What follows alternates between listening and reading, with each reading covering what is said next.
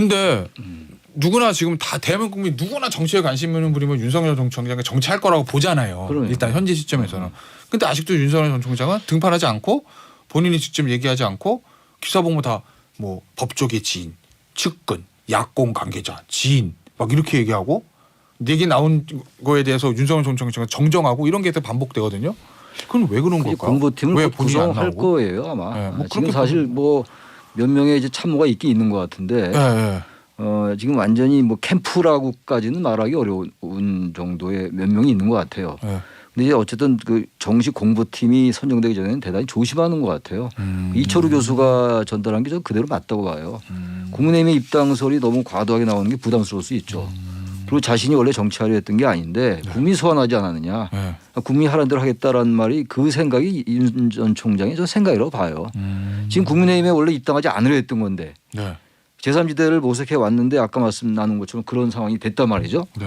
근데 또 국민의힘에 너무 입당을 너무 기정사실화하는 것도 또 부담스러운 거거든요. 네. 김태현의 정치쇼. 당내 경선을 어떻게 하면 잘하느냐. 근데 이게 너무 조용하면 흥행이 안 되고.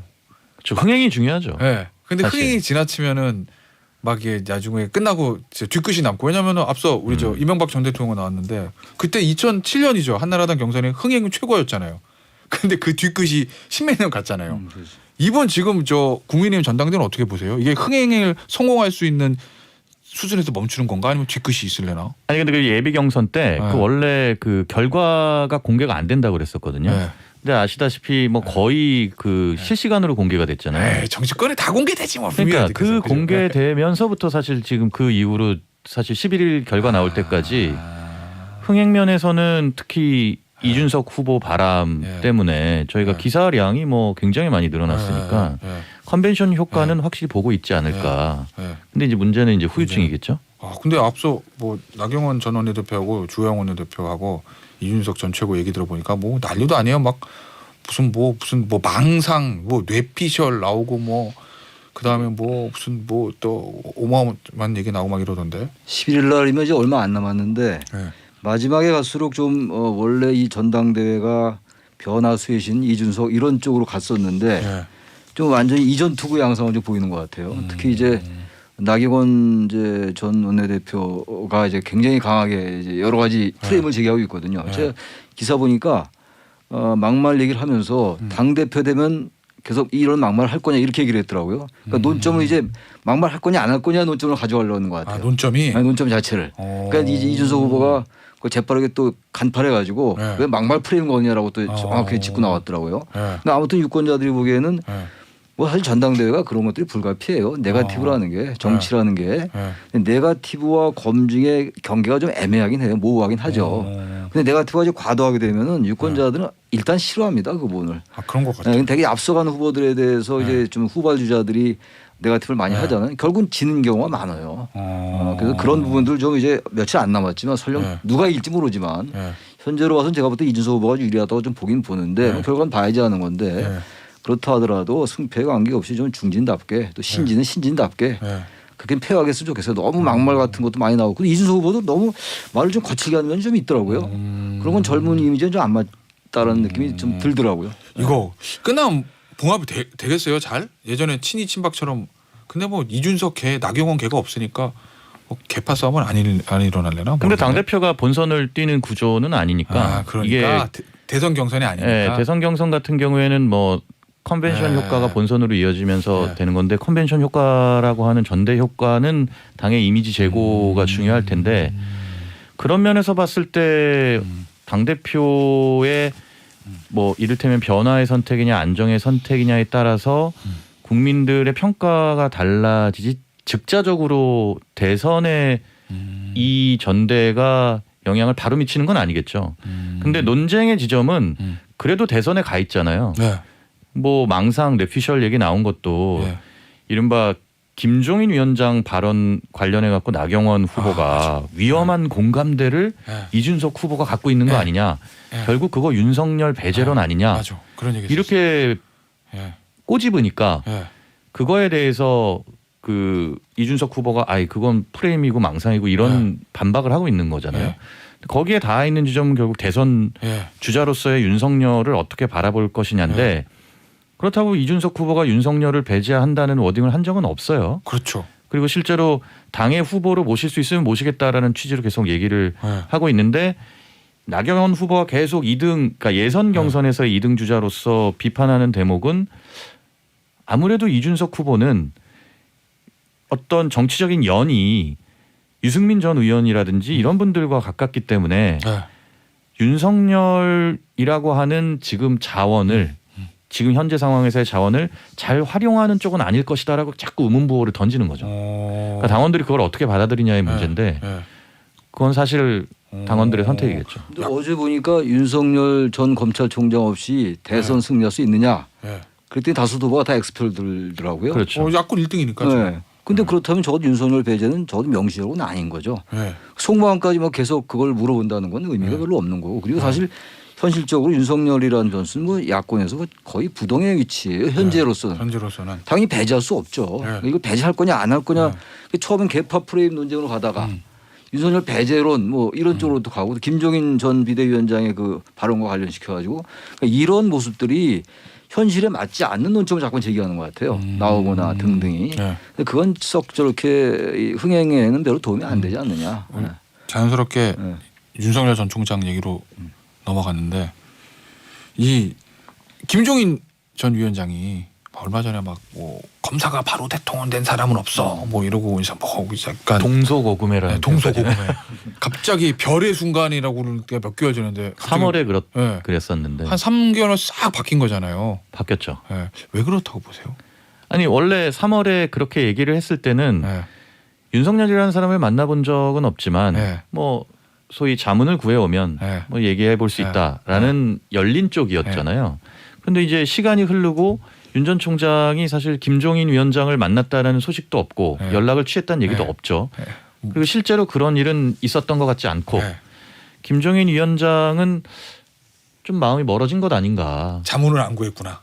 결국은 뭔가 그 사이에 상황 변화라고 하는 게 4.7 재보선이 있었고 네. 4.7 재보선이 끝나고 난 다음에는 뭔가 판을 짜려고 하는 움직임들이 있었을 텐데 예. 거기서 이제 김종인 위원장과의 예. 만남이라든지 이런 것은 네. 없었기 때문에 김 위원장 입장에서는 뭔가 스탠스가 바뀐 거죠. 그러니까 지금 취재된 걸 따라도 윤석열 전 총장과 김정은 위원장의 연대나 공감의 끈은 전혀 없는 거죠. 단정적으로 그렇게 봐도 되는 거죠. 아니 현재로서는 드러난 게 없죠. 현재로서는. 이게 만약에 일부러 만나고 뭔가 네. 공감대가 형성이 됐는데 이렇게 얘기하신다고 보기에는 우리가 있으니까. 예, 비상식적이니까. 두 가지인 것 같아요. 네. 첫째는 인간적인 불쾌감, 예. 서운함 이런 게 기본적으로 깔려 있다고 보고 정치도 사람이 하는 건데 네. 본인이 어쨌든 여러 발언을 통해서 윤석열과 만나겠다라는 얘기를 네. 해왔잖아요. 네. 이른바 뭐 러브콜 비슷한 네. 걸 했단 말이에요. 근데 반응이 없었고 네. 일부 보도에 의하면 뭐 제3자 통해서 약속이 돼 있었는데 마지막에 마지막 캔슬했다. 취소가 됐다 이런 얘기도 있었고 하여튼 그런 것들에 대한 소원함 같은 거 있을 것이고 그다음에 보다 본질적으로는 제3지대라는 게 별로 매력이 없어진 거예요. 현실적으로. 윤석열 전 총장에게 아니 그러니까 이제 입장에서 보면. 윤석열 전 총장이나 그 측근들 입장에서 볼 네. 때는 뭔가 제3지대를 통해서 해야만 되는 상황이었잖아요. 예. 국민의힘도 지나치게 반공보수, 뭐 네. 시장 보수 너무 과거에 갇혀 있는 것 같고 민주당은 아시다시피 너무 이제 지지율이 떨어진 상황이니까 얘기할 것도 없고 그러니까 양대 거대 정당에 대한 유권자들의 불신이 분명히 있는 거예요. 지지 성향에 무관하게. 그래서 뭔가 제3 정치 세력을 통해서 정치를 하려 했고 김종인 전 비대위원장이 바로 그 지점을 이제 봤던 건데 예. 아까 말씀 우리 진 팀장 말씀처럼 상황이 많이 바뀌었어요. 국민의힘이 새로운 변화의 바람이라든지 4.7 재보선 승리 이러다 보니까 제3지대로서 승리하기 더욱더 어려워진 거예요. 현실적인 물리적인 여러 가지 한계도 느끼고 그러다 보니까 김종인 전 비대위원장으로서는 자기가 할 역할이 점점 줄어드는 거죠. 제3지대에서 뭔가 킹메이커를 하고 이렇게 자신의 역할을 하려 했던 것인데 그게 줄어들면서 또 윤 총장 쪽에서 연락도 없고 그러니까 서운함과 불쾌감 플러스 현실적인 한계 이런 게 결합돼서 그런 발언이 나온 게 아니냐라고 전 추론할 수 있다고 봅니다. 예. 그러면 자연스럽게 말씀을 이어서 보면 윤석열 전 총장은 제3지대 쪽보다 확실히 국민의힘 입당 쪽으로 방향을 잡은 거잖아요. 그렇게 보이죠. 보이죠? 근데 게다가 그 예. 6월 초부터 이준석 바람이 불기 시작했잖아요. 예, 예. 그러니까 국민의힘이 더 변화 쪽으로 가니까 예. 교수님 얘기하신 대로 기존에 3월 이전에 봤던 국민의힘의 모습이 지금은 좀 아니니까. 예. 예. 근데 그러면 이제 뭐 입당 결국 시기와 방식인 건데 어제 중앙일보인가 인터뷰 기사 보니까 그 이철우 교수, 친구. 예, 친구 네. 이종찬 전 국정원장 아들인데 입당 결정된 바 없다라고 그랬다는데 지금 이 타이밍에 그런 얘기가 제3자의 입을 통해서 나오는 이유는 뭐예요? 본인이 물어봤다는 거잖아요. 네. 그 기사에 보면 네. 그랬더니 결정된 바 없다라고 얘기가 예. 돌아왔다. 진짜 애매모호한 답인데. 왜냐하면 그래요. 지금 뭐 대외적으로 밝힌 게 없으니까 네. 정치하겠다는 뜻도 밝힌 네. 적은 없죠. 네. 근데 이제 현충일 전날 네. 국립현충원을 방문해서 쓴 방명록을 보면 이건 누가 봐도 네. 거기 정확한 표현이 그거잖아요. 나라를 조국을 위해 희생하신 분들이 분노하지 않는 나라를 만들겠다 그랬다. 예. 만들겠다. 네. 그러니까 이거는 누가 봐도 이제 정치는 네. 하는 쪽인데 네. 특히나 최근에 나온 기사가 국민의힘 의원들을 잇따라 만난 주가 네. 있었지 않습니까? 유니스 의원부터 해가지고 주말에 권성동 의원 만난 주가 있었는데 국민의힘 쪽으로 많이 기울어진 모습인데 오, 예. 명시적으로 네. 그렇다고 국민의힘에 뭐 입당하겠다 이런 얘기를 할 타이밍은 아닌 거 아닌가 아직. 근데 누구나 지금 다 대한민국 국민 누구나 정치에 관심 있는 분이면 윤석열 전 총장이 정치할 거라고 보잖아요. 그러니까. 일단 현재 시점에서는. 근데 아직도 윤석열 전 총장은 등판하지 않고 본인이 직접 얘기하지 않고 기사 보면 다 뭐 법조계 지인, 측근, 야권 관계자, 지인 막 이렇게 얘기하고 얘기 나온 거에 대해서 윤석열 전 총장은 정정하고 이런 게 반복되거든요. 그건 왜 그런 그게 걸까요? 공보팀을 왜 곧 본인이 안 구성할 나오고? 거예요 아마. 네, 뭐 지금 그렇게 사실 뭐 몇 명의 이제 참모가 있긴 있는 것 같은데 예, 예. 지금 완전히 뭐 캠프라고까지는 말하기 어려운 정도의 몇 명이 있는 것 같아요. 예. 근데 이제 어쨌든 그 정식 공보팀이 선정되기 전에는 대단히 조심하는 것 같아요. 이철우 교수가 전달한 게 저 그대로 맞다고 봐요. 국민의힘의 입당설이 너무 과도하게 나오는 게 부담스러울 수 있죠. 그리고 자신이 원래 정치하려 했던 게 아닌데 국민이 소환하지 않았느냐. 예. 국민이 하라는 대로 하겠다라는 말이 그 생각이 윤 전 총장의 저 생각이라고 봐요. 지금 국민의힘에 원래 입당하지 않으려 했던 건데 네. 제3지대를 모색해 왔는데 아까 말씀 나눈 것처럼 그런 상황이 됐단 말이죠. 네. 근데 또 국민의힘에 너무 입당을 너무 기정사실화하는 것도 또 부담스러운 거거든요. 네. 그러니까 그런 상황 속에서 자꾸 이제 본인의 입을 통하지 않고 지인이나 또 국회의원을 통해서 얘기를 하는 건데 이게 너무 과도하게 오래가면 좋지는 않을 것 같아요. 그렇죠. 어느 정도 시점에서 빨리 이제 그러니까. 공보팀을 네. 선정해서 공보팀의 입으로 얘기를 하더니 본인의 입으로 얘기를 하는 게 맞다. 근데 아직까지는 어느 정도 신중하는 건 좋으나 그게 너무 오래가는 건 바람직하지 않다. 윤 총장 입장에서 그렇다는 거예요. 언론계에서도 정치권 취재하는 기자분들 사이에서 약간의 피로감은 있죠. 불확실성이 그쪽 불확실성이네. 캠프 입장에선 존재하는 시기들이 네. 있었잖아요. 네. 그러니까 4.7 재보선 결과가 어떨지도 윤 총장 입장에선 정치적인 판단을 한다는 불확실성이었는데 그게 네. 일단 해소가 됐죠. 네. 윤 총장 입장에서는 야권 쪽으로 해소가 됐죠. 네.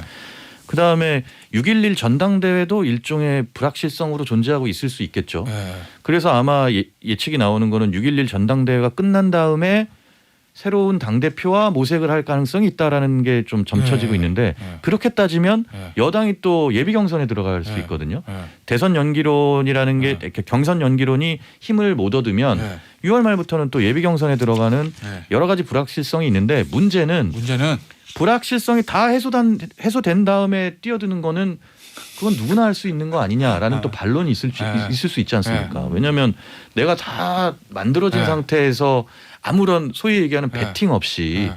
정치를 정치를 해가지고 큰 성과를 거둔 분들이 과연 얼마나 있을까? 모든 게 다 셋업이 된 다음에 그렇기 때문에 뭐 기자들의 피로감이라기보다는 그 윤 총장의 선택 타이밍에 대해서 네. 너무 늦어지면 좋을 게 없을 것이다라고 조언하는 분들이 있긴 한 것 같아요. 자, 그럼 지금 가정이에요.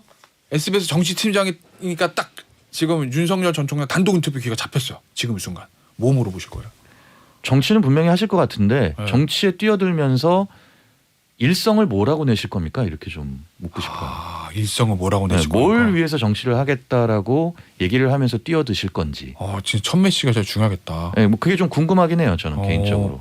그래서 네. 사실은 지난번 현충원 참배 방명록 메시지도 거기 보면 단어가 하나 확 꽂히더라고요. 분노. 그러니까 이분은 지금 정치를 하려고 하는 뭐랄까 동력이 네. 국민의 분노에 대한 뭐 응답 네. 이런 걸 생각하시는 게 아닌가 이런 생각은 좀 들어서. 제가 기자라면은 그걸 네. 물어볼 것 같아요. 네. 한국 사회를 어떤 방향으로 끌고 가고 싶으냐. 지금 공정 얘기 많이 하잖아요. 근데 네. 공정이라는 건 좀 소극적 의미예요. 사실은 굉장히 중요한 가치인데 공정, 정 이런 게 중요한 것 같은데 중요한데 소극적 의미 보다 무슨 적극적으로 한국 사회의 지향점 말- 예, 예. 어떻게 불평등이나 어떤 양극화를 해소해 나갈 것인가 네. 그런 어떤 사회 경제적인 어떤 철학을 좀 알고 싶어요. 부패 공정 검찰 이런 거는 기본이고 네. 그건 우리 법적 질서라는 가장 그 이제 보수적인 거거든요. 네. 검찰 경찰 이런 법원 이런 것들은 보다 한국 사회를 바꿔 나가는 거 어떻게 변화시킬 것인가가 전 제일 궁금해요. 그런 얘기 나온 적이 없어요 지금. 그렇죠. 아마 지금 그런 얘기 때문에 많은 고민을 하고 있는 게 아니냐 공부도 하고 그렇다고 생각이 들어요 저는.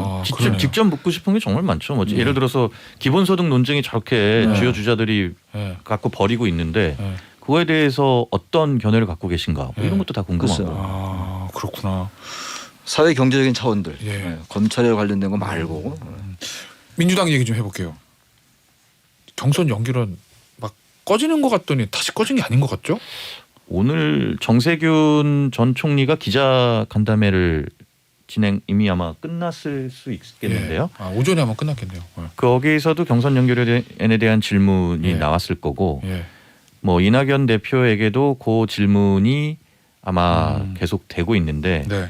두 주자가 직접 본인의 힘으로 경선을 연기해야 된다라고 얘기한 적은 아직은 없습니다. 네. 그러나 주변 참모들이라든지 사실상 이재명 지사를 쪽을 제외한 네. 다른 민주당의 후보들, 그러니까 주자들 쪽에서는 이거 너무 일찍 하는 거 아니냐라는 얘기가 나오고 있긴 하죠. 아 그럼 이광재 의원 그렇고 최문수 지사 뭐 그렇게 얘기한다는데 네. 그럼 실질적으로 최 어떻게? 지사는 아예 공식적으로 얘기를 했죠. 그렇죠. 예. 예, 예. 그러면 그 두 분은 얘기를 안 했다는 얘기입니다. 그러면 어떻게 될 거로 보세요 민주당 결국 이 문제가?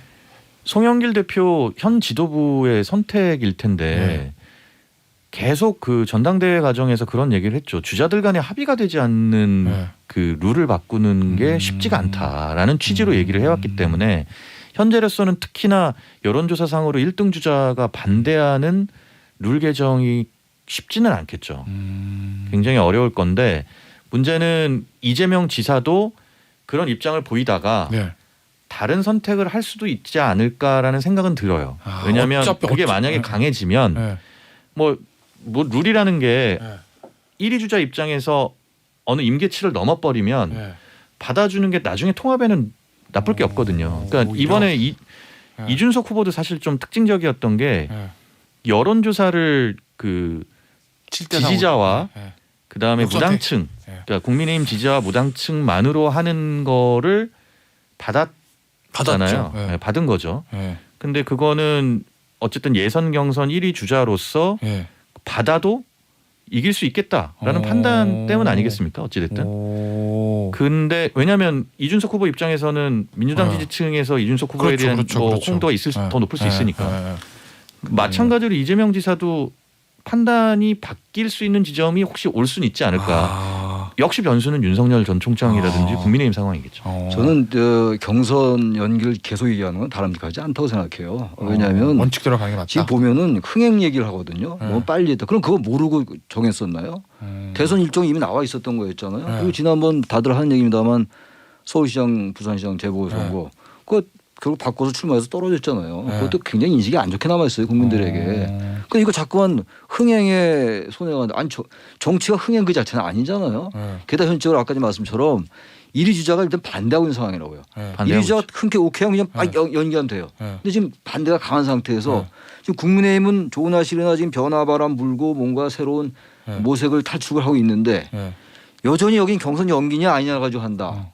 그 자체가 흥행을 떨어뜨리는 거예요. 좀 그래서 빨리 결정을 해라. 이재명 지사가 제가 볼 때 경선에 동의하지 않을 것 같아요. 연기에 연기에. 연기 동의하지 지금은 않을 전혀 것 그런 분위기 같아요. 아닌데 네. 동의할 분위기 아니에요. 전혀 그런 분위기 아닌데. 그러면 빨리 접고 원칙대로 간다라는 게 맞다고 생각합니다. 근데 앞서 진성민 팀장이 얘기했던 이재명 지사 입장에서 네. 이래도 이기고 저래도 이긴 거면 친문 핵심 지지층하고 사이나 좀 좋아지고 회복에 좀 늦출까 동의해줄까라고 이럴 그럴 가능성이 수 전혀 없다고 있는데 지금 사실 이 흥행을 이유로 되지만 네. 후보 주자들이 지고 있잖아요. 많이 차이 네. 나잖아요. 친문 후보도 별로 없고 네. 저는 그게 이유라고 생각하거든요. 바로 그걸 알기 때문에 전 동의할 수 있다고 봐요. 그러나 그 가능성이 대단히 낮다고 보는 거예요. 네, 그런 점을 그렇구나. 알고 그 지점을 알고 있을 겁니다. 이재명 지사 측에서.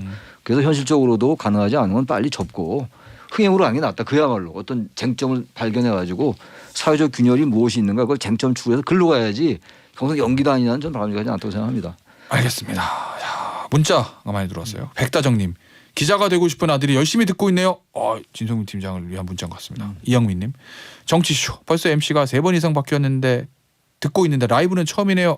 김태현 변호사님 롱런하시길 동갑으로 응원합니다 하셨고요. 감사드립니다. 경선 관련해서 박현숙님 당대표 경선에서 서로 헐뜯기로 깎아내리는 것이 최선인가요 하셨고요. 윤석열 전 총장 관련해서 8122님 비대면 정치의 건품은 금방 꺼지지 않을까요 하셨는데 요 네 분께 제가 오늘의 마지막으로 커피 쿠폰을 드리면서 지금까지 정치말렙 시간이었습니다. 최창렬 교수, 진송민 SBS 기자는 여기서 인사드리겠습니다. 감사합니다. 예, 수고하셨습니다. 감사합니다.